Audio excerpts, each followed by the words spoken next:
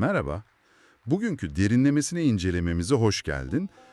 Bugün seninle birlikte bildiğimizi sandığımız ama aslında ardında koca bir yalanlar silsilesi yatan bir konuya gireceğiz. Evet, tarih boyunca sürekli şekil değiştirmiş, çok sarsıcı bir konu bu. Kesinlikle.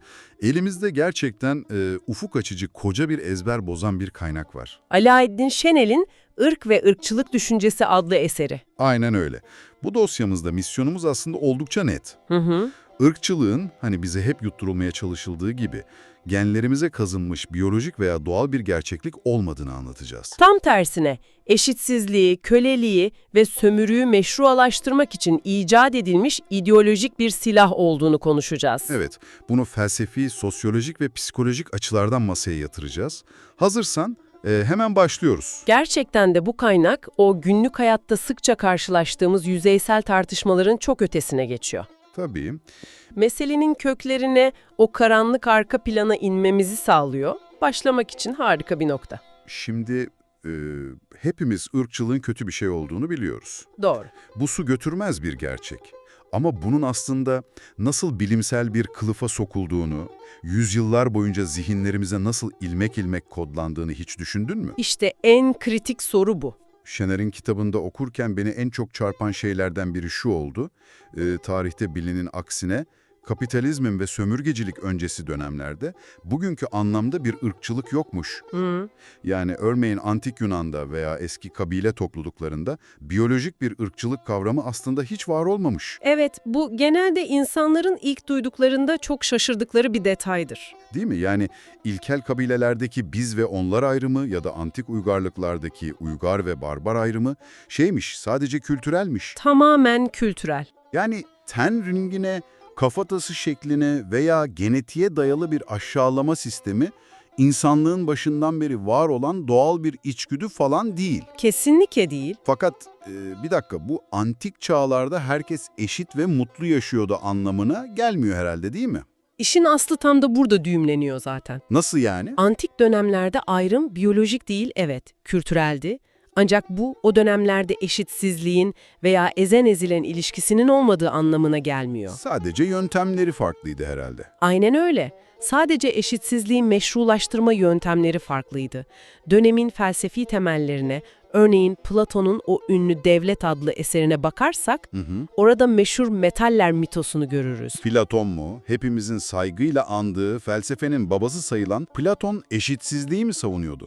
Hem de bunu kitlelere kabul ettirmek için çok bilinçli bir kurgu yaratarak. İnanılmaz. Platon, sınıflı bir toplum yaratmak ve yöneticilerin otoritesini halka sorgusuz sualsiz kabul ettirmek için faydalı bir yalan uydurmayı önerir. Faydalı bir yalan. Evet, der ki, insanları şu masala inandıralım, Tanrı yöneticilerin mayasına altın katmıştır, askerlerin mayasına gümüş, çiftçi ve işçilerin mayasına ise demir ve tunç katmıştır.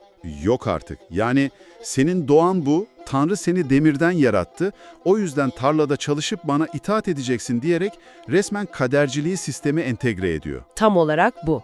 İşte bu kitlelere eşitsizliği doğal ve ilahi bir faturayla kabul ettirme çabasıdır. Çok mantıklı. Şenel'in metninin bize gösterdiği en önemli şey şu, tarih boyunca muktedirler ellerindeki gücü korumak için her zaman bir değişmez gerçeklik icat etmişlerdir. Ve bu hep döneme göre şekil almış. Aynen, antik çağda bu tanrısal ve felsefi bir iddiaydı, ırkçılıksa modern çağda tam olarak bu işlevi yerine getirmiştir. Ama çok daha sinsi bir yolla. Evet, bilimsel bir iddiayla.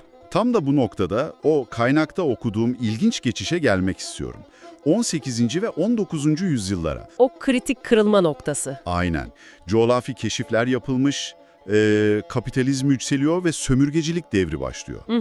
Avrupalılar Afrikalıları köleleştirmeyi ya da Amerika yerlilerinin topraklarını ellerinden alıp onları yok etmeyi bir şekilde haklı çıkarmak zorundaydılar. Vicdanen ve hukuken bir zemin bulmaları gerekiyordu. Tabii, artık sadece Tanrı böyle istedi demek, aydınlanma çağını yaşayan o koca Avrupa için yeterli değildi. Kesinlikle etmezdi. Onlara yeni bir din lazımdı ve imdatlarına sözde bilim yetişti. Fakat kitaptaki bir isim beni çok şaşırttı. Kim o? Linnaeus. Evet. Bu adam modern biyolojinin sınıflandırma sistemini kuran, Hani şu bitkileri, hayvanları Latince isimlerle kategorize eden ünlü İsveçli botanikçi değil mi? Ta kendisi. Bir bitki bilimcisinin ırkçılıkla ne ilgisi olabilir Allah aşkına? İşte bilimin nasıl sistematik olarak gasp edildiğinin, kendi amacı dışına çıkarılıp nasıl ideolojik bir araca dönüştürüldüğünün ilk büyük kanıtı budur. Yani bilimi resmen silah olarak kullanıyorlar. Aynen öyle. Linnaeus, doğayı sınıflandırma saplantısını insanlara da uyguladı. Ancak bunu yaparken tarafsız bir gözlemci falan değildi. Kendi kültürel ön yargılarını alıp bilimin tam içine sızdırdı. İnsanları sadece ten renklerine göre ayırmakla kalmadı, Evet, notlarıma bakıyorum şu an. Cilt renginin yanına tamamen uydurma, psikolojik ve ahlaki özellikler eklemiş adam. akıl almaz bir durum. Linnaeus'un listesine göre Asyalılar sert, kibirli ve cimriymiş. Olmaz gerçekten. Bir saniye, bu sözde bilimsel bir sınıflandırma mı şimdi? Yani bugün bunu bir kahvehanede söylesen sana gülerler. Kesinlikle gülerler. Ama o dönemde bu bayağı bilimsel gerçek olarak literatüre girdi, öyle mi? Maalesef öyle. Ve bu sadece bir başlangıçtı. Daha kötüsü ne olabilir ki? 19. yüzyılda Charles Darwin, evrim ve doğal seçilim kuramını ortaya attığında asıl amacı doğadaki biyolojik bir süreci tanımlamaktı. Türlerin çevreye nasıl adapte olduğu konusu. Evet, Darwin'in teorisi biyolojik bir devrimdi. Fakat bu kuram dönemin güç sahipleri tarafından anında çarpıtıldı. Bekle, Darwin'in o kaplumbağalar ve ispinoz kuşları üzerine yaptığı araştırmalar nasıl oldu da ırkçılığa bağlandı? Sosyal Darwinizm adı verilen bir akımla Sosyal Darwinizm. toplumlarına, devletlere ve ekonomiye uyarlandı. Yani hayvanlar alemindeki kuralı alıp insanlara uyarladılar. Aynen öyle. Sosyal Darwinistler dediler ki, madem doğada güçlü olan zayıfı eziyor ve bu evrimin bir kanunu, o halde güçlü devletlerin zayıf ulusları sömürmesi, zenginlerin fakirleri ezmesi de doğanın değişmez bir kanunudur. Yok artık. Yani emperyalizmi ve o acımasız kapitalizmi doğanın bir gereğiymiş gibi, çok normalmiş gibi sundular. Tam olarak bunu yaptılar. Buna bir de Fransız düşünür Gobineau'nun aristokratik ırkçılık fikri eklenince iş tamamen çığırından çıktı. Gobineau ne diyordu peki? Gobineau, insanlığın çöküşünü ırkların birbirine karışmasına bağladı. Safkan takıntısı başlıyor yani. Evet, beyaz ırkın, özellikle de Aryanların mutlak üstünlüğünü savundu. Böylece ırkçılık birdenbire emperyalizmin o resmi ve sözde bilimsel ideolojisi haline geliverdi. Ve bu sözde bilimin vardığı absürtlük seviyesi gerçekten aklımı başımdan alıyor. Kitaptaki o detaylara inanamadım okurken. O kafatası ölçümleri falan değil mi? Evet, ortaya kranioloji yani kafatası ölçme çılgınlığı diye bir şey çıkıyor. Sözde bir bilim dalı daha. İnsanların beyinlerini, kişiliklerini anlamak için bildiğin ellerinde kumpaslarla insanların kafatasının enine boyuna bölüp kafatası endeksi çıkarıyorlar. Evet, uzun kafalılar ve yuvarlak kafalılar ayrımı. Aynen, dolikosefal ve brakisefal gibi böyle havalı Latince kelimeler falan uydurmuşlar. Bilimsel görünsün diye. Tabii. Yani diyorlar ki kafan uzun ve darsa sen üstün zekalı bir Avrupalısın, kafan yuvarlaksa alt tabakadan berezelyentisin. Ne kadar komik aslında. Sırf Avrupalıların üstünlüğünü kanıtlamak için kafataslarının içine hardal tohumu veya bilye doldurup beyin hacimlerini falan ölçüyorlar. Manipüle edilmiş veriler hep. Sonra da utanmadan Çinlilerin beyin hacmi 82 inç küp, siyahilerin 93 inç küp ama ne büyük tesadüftür ki beyazların beyninin tam 96 inç küp olduğuna dair tamamen uydurma veriler yayınlıyorlar. Sonuçlara baştan belli bir deney. Hatta bir frenolog çıkıp bir insanın yüzündeki fırlaklık açısını ölçüyor. Siyahilerin yüz açısı 70 derece, maymunların 58 derece, demek ki siyahiler evrimsel olarak maymuna daha yakın diyecek kadar akıl dışı, aşağılık çıkarımlar yapıyor. Gerçekten korkunç. Bildiğin bilim kurgu kötüsü gibi laboratuvarda oturup ırkçılık üretiyorlar. Durum tam olarak buydu. Verilerle oynuyorlar, kendi ön yargılarını desteklemeyen sonuçları resmen sümenaltı ediyorlardı. Peki bu saçmalık nasıl bitti? 20. yüzyılın başlarında modern genetiğin sahneye çıkmasıyla Mendel'in kalıtım kuramının yeniden keşfedilmesi ve ilerleyen yıllarda DNA'nın çözülmesi bu şarlatanlığa en ağır darbeyi vurdu. Bilim kendi itibarını kurtarıyor yani. Aynen öyle. Chanel'in kaynağında çok net belirtildiği gibi genetik bilimi saf ırk diye bir şeyin tamamen biyolojik bir efsane olduğunu tartışmasız bir şekilde kanıtladı. Ama burada bir şeytanın avukatlığını yapmak istiyorum. Tabii, dinliyorum. Sonuçta sokağa çıktığımda insanların farklı göründüğünü inkar edemem, değil mi? Fiziksel özellikler anlamında evet. Dünyanın farklı yerlerindeki insanların ten renkleri, göz yapıları, boy ortalamaları birbirinden gerçekten farklı. Genetik bilimi bu gözle görülür farklılıkları tamamen yok mu sayıyor peki? Kesinlikle yok saymıyor. Ancak bu farklılıkların kategorik ırklar yarattığı fikrini tamamen çürütüyor. Kategorik ırk derken? Bilim bugün gen havuzu konseptini kullanıyor. Şöyle düşün, Afrika kıtasındaki iki farklı kabile arasındaki genetik çeşitlilik ve farklılık, bir Afrikalıyla bir Avrupalı arasındaki genetik farklılıktan çok daha büyük olabiliyor. Gerçekten mi? Bu çok çarpıcı bir bilgi.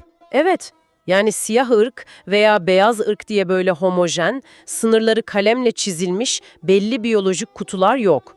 Özellikler coğrafyaya göre çok yavaş ve kademeli olarak değişiyor. Anladım. Dahası o ırkçıların dilinden düşürmediği asil kan, bozuk kan, kanı bozuk gibi söylemler var ya, Evet, sürekli duyduğumuz şeyler. bunların bilimsel hiçbir karşılığı yok. Çünkü genetik miras kanla geçmiyor zaten, değil mi? Aynen öyle. Biyolojik olarak bir ebeveynden çocuğa bir damla kan bile geçmez. Nasıl yani? Kan, embriyoda bebeğin kendi sistemi tarafından yeniden üretilir. Kalıtım kanla değil, genler yoluyla aktarılır. Bu çok temel ama hep yanlış bilinen bir şey.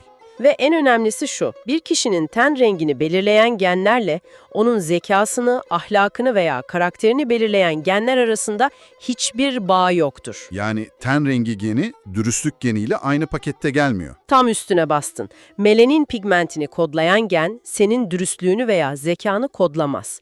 Dolayısıyla psikolojik özelliklerin toptan bir ırka ait olduğuna dair hiçbir bilimsel kanıt yoktur. Peki, şöyle bir durum var. Eğer genetik bilimi, antropoloji, modern tıp, ırkçılığı bu kadar kesin ve net bir dille çürütüyorsa, nasıl oluyor da bu fikir tarihin çöplüğüne atılmadı? Nasıl oldu da 1930'larda bilimin bu kadar geliştiği bir çağda Naziler üstün ırk yalanını koca bir Alman ulusuna satabildi? Çok haklı bir soru. Ya da bugün bile bu fikirler nasıl hala bu kadar taraftar bulabiliyor? Dinleyicimizin de şu an içinden madem bilim yalanladı, bu zehir neden hala içimizde diye sorduğuna eminim. İşte meselenin sosyolojiden çıkıp psikolojinin o karanlık dehlizlerine girdiği yer tam da burası. Psikoloji mi devreye giriyor? Evet, Wilhelm Reich'ın faşizmin kitle ruhu anlayışı teorisi bu düğümü çözmek için çok ama çok kritik bir anahtar sunar bize. Reich ne diyor peki bu konuda? Reich, ırkçılığın ve faşizmin sadece ekonomik veya politik bir araç olmadığını söyler. Ona göre bu aynı zamanda psikolojik bir patoloji. Kendi deyimiyle bir coşkusal vebadır. Bir saniye, coşkusal veba mı? Kulağa bir tür zombi salgını gibi geliyor. Bu pratikte tam olarak ne demek? Aslında zombi salgını benzetmesi çok da yanlış değil inan. Çünkü aklı devreden çıkaran bir tür toplumsal enfeksiyondan bahsediyoruz. Nasıl yayılıyor bu enfeksiyon? Reich'e göre özellikle ataerkil, aşırı baskıcı ve otoriter aile yapılarında yetişen bireylere bakmamız lazım. Baskıyla büyüyen çocuklar yani. Evet, bu bireylerin bastırılmış cinselliği, yaşayamadıkları hazlar ve sürekli kısıtlanma hissi içlerinde devasa bir öfke biriktirir. Sistem, bireyin doğal dürtülerini ezer geçer. Ve o öfke bir yerde patlamak zorunda. Kesinlikle. Bu insanlar kendi içlerinde biriken bu irrasyonel gerilimi patronlarına veya kendilerini ezen o asıl sisteme yöneltemezler. Çünkü onlardan korkuyorlar, güçleri yetmiyor. Aynen öyle. Bunun yerine ne yaparlar biliyor musun? Bu öfkeyi yöneticilerin onlara işaret ettiği dış düşmanlara yansıtırlar. Günah keçisi buluyorlar. Tam olarak bu. Saf kanımızı kirletecek dedikleri yabancılar, Naziler dönemindeki Yahudiler veya günümüzdeki göçmenler işte bu bastırılmış öfkenin boşaltım alanı olur. Yani diyorsun ki ırkçılık aslında rasyonel bir argüman sorunu değil. Hiç değil. Karşındaki ırkçıya sabahlara kadar gen diziliminden, DNA'dan falan bahset, fikri gram değişmeyecek. Değişmez çünkü onun derdi bilimle falan değil. Kökünde kendi hayatındaki mutsuzluk, akıl dışı korkular ve tatmin edilmemiş duygular yatıyor o zaman. Aynen öyle. O hastalıklı güruh psikolojisine kapıldıklarında kendi ezilmişliklerinin intikamını gidip savunmasız bir ötekinden alıyorlar. Çok acı bir tablo bu. Theodor Adorno ve arkadaşları da İkinci Dünya Savaşı sonrasında bunu yetkeci kişilik yani otoriter kişilik kavramıyla açıkladılar. Yetkeci kişilik. Endüstrileşmiş böyle ezici bir düzende yetişen, kendi iradesi elinden alınmış bu potansiyel faşistliklerin çok belirgin özellikleri vardır. Neler mesela? Yukarıya yani otoriteye körü körüne itaat ederler ve yalakalık yaparlar ama aşağıya yani kendilerinden daha zayıf gördükleri gruplara karşı inanılmaz derecede acımasızdırlar. Gücü yettiğine eziyor yani. Evet. Kendi gruplarını üstün görüp dışarıdakileri aşağılamaya, hatta yok etmeye çok meyillidirler. Bu bireysel gibi görünen ama aslında sistemin yarattığı toplumsal bir hastalıktır. Yalnız bu psikolojik tahliller masada çok entelektüel duruyor. Çok mantıklı.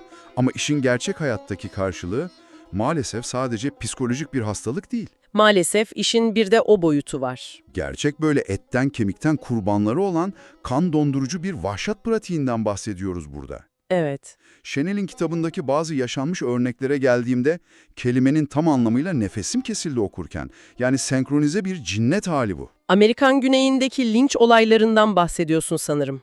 Evet, o bölüm gerçekten inanılmazdı. Dinleyiciye bu olayın detaylarını aktarmak istiyorum ki hani o meselenin vahameti tam olarak anlaşılsın. Tabii lütfen anlat. Yıl 1930, Amerika Birleşik Devletleri. Ekonomik krizin, o büyük buhranın dünyayı kasıp kavurduğu dönemler. İnsanların en çaresiz olduğu zamanlar. Fakirlik diz boyu. Texas'ın Leeville kasabasında bir olay yaşanıyor. Hı hı. Siyahi bir çalışan, beyaz bir çiftlik sahibinin yanına gidip haftalık maaşını istiyor. Bak sadece emeğinin hakkı olan kendi parasını istiyor adam. Sadece hakkını arıyor. Evet. Ama adam parayı vermemek için bu siyahi işçinin kendi karısına saldırdığı iftirasını atıyor. Siyahi adam anında tutuklanıp mahkeme hücresine konuyor. Peki sence sonra ne oluyor? Adaletin işlemesi beklenmiyor tabii ki o dönemde. Asla. Bütün bir kasaba halkı, bak çoluk çocuk kadın erkek demiyorum, hepsi ayaklanıyor.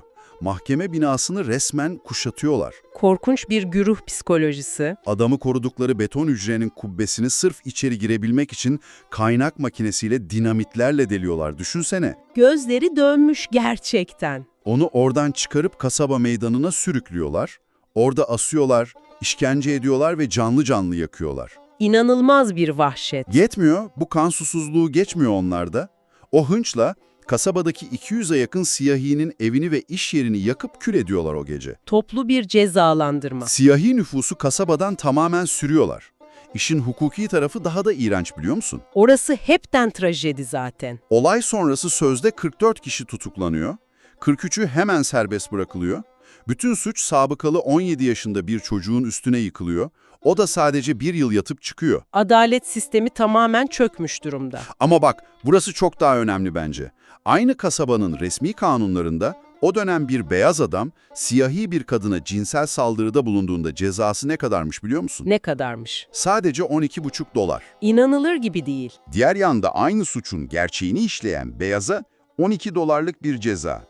Böylesine yapısal, böylesine vahşi bir çifte standart. Bu anlattığın o kan dondurucu hikaye bizi meselenin en can alıcı noktasına getiriyor aslında. Nereye getiriyor? Bireysel psikolojinin nasıl yapısal ve sosyolojik bir silaha dönüştüğüne. İsveçli ekonomist ve sosyolog Gunnar Myrdal'ın kısır döngü kuramı tam da bu tür sistemleri açıklar. Kısır döngü kuramı mı? Nedir bu kısır döngü? Şöyle anlatayım, bunu kuralları hileli olan bir monopoli oyunu gibi düşün. Monopoli. Oyunun başında bir oyuncunun tüm parasını elinden alıyorsun. Ona sadece tahtanın en kötü, en ucuz mülklerinde yaşama izni veriyorsun ve zar atmasını resmen engelliyorsun. Tamamen oyundan düşürüyorum yani onu. Görüyor musunuz? Bu adam doğal olarak ticaretten anlamıyor, tembel ve suça meyilli. Kendi yarattığım sonucu adama mal ediyorum. Aynen. Sonra da diyorsun ki demek ki benim ona oyunun başında koyduğum yasaklar ne kadar da haklıymış. İnanılmaz bir analoji bu. Tam bir ikiyüzlülük. Gerçek hayatta da tam olarak bu işliyor işte. Nasıl uyarlanıyor gerçek hayata? Beyazların ön yargısı ve sistemik ayrımcılığı, siyahları en kötü eğitim, en kötü barınma ve sağlık koşullarını hapseder önce. Monopolideki o ucuz mülkler gibi. Aynen öyle. Bu kötü sosyoekonomik koşullar Doğal olarak o mahallelerde suç oranlarını, işsizliği veya yoksulluğu artırır. Kaçınılmaz bir sonuç. Sonra ırkçı sistem döner ve o kötü koşullara bakarak der ki, görüyorsunuz, biz bunlardan üstünüz. Bizim ön yargımız sadece bir gerçeklikmiş, haklıymışız. Resmen kurbanı kendi içine ittiği mağduriyetle suçlamak bu. Kesinlikle. Yani mağdurun içine itildiği o çukur, mağdur edenin zorbalığını haklı çıkarmak için bir kanıt olarak kullanılır. Bu kendini besleyen acımasız bir sarmaldır. Çok çarpıcı gerçekten. Peki ama tüm bu anlattıklarımız geçmişte mi kaldı sence? Nasıl yani? Yani bugün artık yasalar önünde herkes eşit en azından, kağıt üzerinde. Kimse elinde kumpasla insanların kafatasını ölçmüyor sokakta. Tabii. Kölelik resmen kalktı tüm dünyada. Irkçılık bitti, bu defter kapandı diyebilir miyiz rahatça? Keşke diyebilsek. Keşke. Ama ırkçılık bitmedi. Sadece evrim geçirdi. Nasıl bir evrim bu? Modern çağda neo-ırkçılık ya da yeni ırkçılık dediğimiz çok daha sinsi, çok daha görünmez bir kavram ortaya çıktı. Yeni ırkçılık. Evet, Bugün özellikle Batı Avrupa'da göçmen işçilere, örneğin nesillerdir orada yaşayan Türklere, Kuzey Afrikalılara veya Orta Doğululara yönelik o ayrımcılık artık biyolojik terimlerle yapılmıyor. evet. Onu fark ediyorum ben de. Kimse ten rengine laf etmiyor açıktan. Çünkü ten renginden veya genetikten bahsetmek artık ayıp ve yasa dışı kabul ediliyor toplumlarda. O zaman ne diyorlar bahane olarak? Bunun yerine çok daha yumuşatılmış kelimeler seçiyorlar. Kültürel uyumsuzluk diyorlar mesela. Ha, evet. Uyum sağlayamadılar argümanı. Aynen. Onlar bizim Avrupa değerlerimize bir tehdit diyorlar veya asimile olamıyorlar, bizim yaşam tarzımıza uygun değiller diyorlar. Yani kelimeleri, kavramları değiştirdiler ama aslında o alttaki nefret ve dışlama tamamen aynı kaldı. Aynen öyle. Biyolojik eşitsizliğin yerini o kibar kültürel eşitsizlik kılıfı aldı bugün. Çok sinsi gerçekten. Aynı zamanda sosyobiyoloji gibi bazı yeni akademik akımlar da var. O da mı var? Evet, insan davranışlarının, sınıfsal eşitsizliklerin ve zekanın genetik temelleri olduğunu tekrar öne sürüyorlar inceden inceye. Çok tehlikeli yeni sulara yelken açılıyor tekrar. Anladım. Kısacası modern ırkçılık o eski püskür üniformalarını çıkardı, güzel bir takım elbise giydi ve terminolojisini güncelleyerek sessizce aramıza geri döndü. İşin o sosyolojik boyutuna, günümüzdeki yansımalarına bakarsak bu gerçekten ürkütücü bir tablo. Kesinlikle öyle. Peki, yavaş yavaş toparlayacak olursak bu dosyayı, tüm bu yolculuktan ne anlam çıkarmalıyız? Sen ne dersin? Sevgili dinleyici, şöyle toparlayayım ben kendi adıma. Bugün Alaaddin Şenel'in rehberliğinde Antik Yunan'dan Teksas'taki o korkunç linçlere, Linnaeus'un o saçma sapan bitki defterlerinden günümüzün takım elbiseli kültürel ırkçılığına kadar uzandık. Çok geniş bir yelpazeyi inceledik. Evet, çok karanlık ama bir o kadar da aydınlatıcı bir dosya açtık bugün. Buradan cebimize koyacağımız en büyük ders şu bence. Irkçılık bizim doğamızda olan, insanlığın o genlerine kazınmış kaçınılmaz bir gerçeklik veya doğal bir içgüdü kesinlikle değildir. Asla değildir. Belli dönemlerde ekonomik sömürüyü, köleliği veya siyasi gücü elinde tutanların o imtiyazlarını korumak için laboratuvarlarda, üniversite kürsülerinde ve politikacı masalarında bilinçli olarak icat edilmiş bir araçtır ırkçılık. Bilinçli bir tasarım. Evet, sözde bilimle, bazen felsefeyle, bazen de dinle maskelenmiş çok ama çok tehlikeli bir mitostur. Kesinlikle öyle. Artık haberlerde, sosyal medyada veya günlük hayatta birilerinin hani kültürel uyumsuzluk, genetik zeka farkı veya farklı grupların doğası hakkında iddialı büyük cümleler kurduğunu duyduğunda durup bir düşüneceksin. Şüpheyle yaklaşmak şart. Aynen. O lafların arkasında aslında kimin ekonomik veya siyasi çıkarı olduğunu çok daha sorgulayıcı bir gözle arayacağından eminim ben. Çok güzel özetledin. Bu noktada hani bu derin tartışmamızı noktalarken dinleyicimize düşünmesi için çok önemli, ele aldığımız kaynakların da ötesine uzanan son bir soru bırakmak istiyorum ben de. Harika olur. Bugün geçmişe bakıp kafatası ölçenlere veya o faydalı yalanlar uyduranlara hayret ediyoruz ya. Ne kadar ilkel diyoruz. Evet. Peki ya gelecek? Eğer 18. ve 19. yüzyıllarda sömürgeciliği ve eşitsizliği meşrulaştırmak için frenoloji gibi sahte bilimler icat edildiyse, Evet. Bugün etrafımızı saran o kusursuz sandığımız yapay zeka algoritmalarının, genetik mühendisliğinin veya o devasa dijital veri analizlerinin geleceğin eşitsizliklerini ve o yeni teknolojik sınıflarını meşrulaştırmak için nasıl gizli bir dijital ırkçılık yarattığını sormamız gerekmiyor mu sence de? İnanılmaz bir nokta bu. Dijital ırkçılık. Gelecekte birilerinin sadece biyolojik veya kültürel olarak değil, doğrudan yapay zeka tarafından algoritmik olarak üstün ilan edilip, diğerlerinin sistem dışına dijital bir alt sınıfa itilmeyeceğinin bir garantisi var mı? Vay canına. Bunu düşünmek lazım. Tarihin o tekerrür etme ihtimalinin bu kadar dijital ve soğuk bir yüzü olması gerçekten zihin yakan bir düşünce. Öyle. Sevgili dinleyici, sen bugün kahveni yudumlarken veya yolda yürürken kulaklığını takmış dinlerken, bu algoritmik üstünlük ve yeni nesil ayrımcılık fikrini zihninde iyice bir evirip çevirmeni istiyorum. Kesinlikle üzerinde durulması gereken bir konu. Bize katıldığın ve bu zorlu ama bir o kadar da elzem konuların derinine bizimle birlikte indiğin için çok teşekkürler. Kendine çok iyi bak, hiçbir faydalı yalana inanma, düşünmeye ve o sorgulayıcı bakış açını her zaman korumaya devam et. Hoşça kalın. Bir sonraki dosyamızda görüşmek üzere. Hoşça kal.